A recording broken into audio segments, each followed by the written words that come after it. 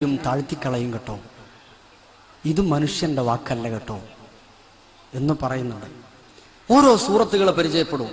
സൂറത്തുൻ നജ്മ് അതിന്റെ അവസാനമെല്ലാം യാ അഥവാ അലിഫ് ഇങ്ങനെ ആ والنجم إذا هوى ما ضل صاحبكم وما غوى وما ينطق عن الهوى إن هو إلا وحي يوحى علمه شديد القوى ذو مرة فاستوى وهو بالأفق الأعلى ثم دنا فتدلى فكان قاب قوسين أو أدنى فأوحى إلى عبده ما أوحى. ഇങ്ങനെ എല്ലാ ആയത്തിന്റെയും അവസാനം ആർക്കാ മടുപ്പ് വരിക? ഓതിയാൽ നിർത്താൻ കഴിയില്ല, കേട്ടാൽ മതിയെന്ന് പറയാൻ കഴിയില്ല.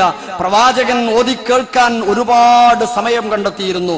സൂറത്ത് ഖമറിന്റെ അവസാനമെല്ലാം എന്ന് അവസാനിപ്പിക്കുന്നു. റാ കൊണ്ട് അവസാനിക്കുന്നു. എന്ത് ഹൃദ്യമാണത് കേട്ടുപോകാൻ. സൂറത്തു റഹ്മാനിൽ 31 പ്രാവശ്യം ഒരേ ഒരായത്ത് ഫബിഅയ്യി ആലാഇ റബ്ബികുമാ തുകസ്സിബാൻ 31 പ്രാവശ്യം ആവർത്തിച്ചിട്ട് ആർക്കും മടുപ്പുണ്ടാകാത്ത ഒരേ ഒരു ഗ്രന്ഥം വിശുദ്ധ ഖുർആൻ. ആ ഖുർആനുമായി അടുക്കാൻ ശ്രമിക്കുക. സൂറത്തുൽ ഹാഖയുടെ അവസാനം എല്ലാ ആയത്തുകളുടെയും അൽ ഹാഖ മൽ ഹാഖ വമാ അദ്റാക മൽ ഹാഖ എല്ലാം ഇങ്ങനെ അവസാനിക്കുന്ന ഹൃദ്യമായും ഈണത്തോടുകൂടെയും നല്ല ശബ്ദമാധുര്യത്തോടുകൂടെയും ഇതങ്ങ് ഓതിയാൽ ആ ഇമാമ് എത്ര നേരം നമസ്കരിച്ചാലും മതി വരില്ല കൂട്ടരെ. ഈ വിശുദ്ധ ഖുർആൻ പോലെ അത് കവിതയല്ല, അത് പാട്ടല്ല, അത് ഗദ്യമല്ല, അതെന്തെങ്കിലുമല്ല. അതിനെന്തോ ഒരു വശ്യതയുണ്ട്. അത് ഓതി കേൾക്കുമ്പോൾ ഉമർ പോലും ജീവിതത്തിന് മാനസാന്തരം സംഭവിച്ച് അത്രയേറെ കടുത്ത മനസ്സ് ഇസ്ലാം സ്വീകരിക്കാൻ തയ്യാറായെങ്കിൽ ആ വിശുദ്ധ ഖുർആനിന്റെ വശ്യത തന്നെയാണ് എന്ന് നമുക്ക് മനസ്സിലാക്കാൻ കഴിയും. സൂറത്തുൽ മുസമ്മിൽ പരിചയപ്പെട്ടു നോക്കൂ. ഖുമിൽ ലൈല ഇല്ലാ ഖലീലാ ലാ ലാ എല്ലാ ആയത്തുകളുടെയും അവസാനം ലൻ എന്ന് ലാ ലാ എന്ന് അവസാനിപ്പിക്കുമ്പോ എത്ര ഹൃദ്യമാണ് കൂട്ടരെ. ഞാൻ അടുത്ത ആളുടെ സമയത്തെ അതിക്രമിച്ച് കടന്നു കയറുകയാണ് എന്നതുകൊണ്ട് ഞാൻ ഇവിടെ അവസാനിപ്പിക്കാം. ഇനിയും ഒരുപാട് നിൽക്കാൻ ഞാൻ സന്നദ്ധനായിരുന്നു. പക്ഷേ ഓരോ പരിപാടിക്കും അതിൻ്റെതായ രീതികളുണ്ടല്ലോ, ഓരോ ഹർഫിനും കൂലി. അതുകൊണ്ട് കണ്ണ് ചിമ്മാതിരിക്കുക, വരികൾക്കിടയിലൂടെ ആശയങ്ങൾ ഗ്രഹിക്കുക. കയ്യിലൊരു വെളിച്ചമുണ്ടായിട്ട് അത് പ്രകാശിപ്പിക്കാതിരിക്കല്ലേ. പരിസരം അത് തിളങ്ങട്ടെ.